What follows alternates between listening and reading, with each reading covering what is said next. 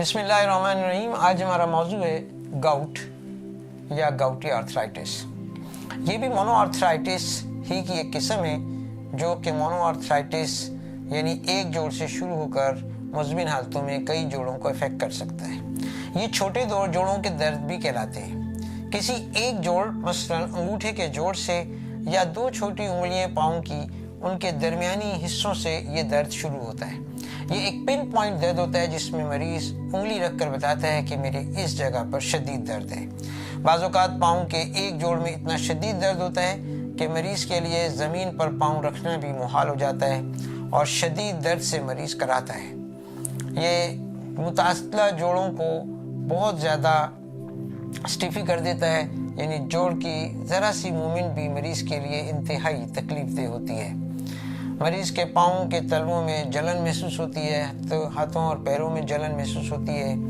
بعض اوقات پاس medical illness میں ہارٹ برن اور گیسٹرائٹس جیسی شکایتیں بھی ملتی ہیں۔ یہ اصل میں میٹابولک ڈیزیز ہے جو کہ پروٹین کے میٹابولزم کے ڈسٹرب ہونے سے بنتی ہے۔ اس کے اندر یوریٹس اور یورک ایسڈ بہت زیادہ مقدار میں خون میں بڑھ جاتا ہے اور اس کے علاوہ پیشاب کی جلن کا باعث بھی بنتا ہے۔ اس مرض کے مریضوں کو جب ہم سیرم یورک ایسڈ SGPT کرواتے ہیں تو دونوں چیزیں بعض اوقات ریز ہوتی ہیں۔ اس کے علاوہ بعض اوقات جو فیٹی لیور کے مریض ہیں وہ بھی اس مرض کے زیادہ رسک پر ہوتے ہیں۔ اس مرض میں بھی ہمیشہ استحالے کو اور ہاضمے کو ٹھیک کرنے کی کوشش کی جائے۔ سمپٹومیٹک ڈرگ مریض کے لیے بہت زیادہ اذیت کا باعث بن سکتا ہے، لہذا عارضی علامتی علاج ہمیشہ مرض کے سبب کو بڑھا دیتا ہے۔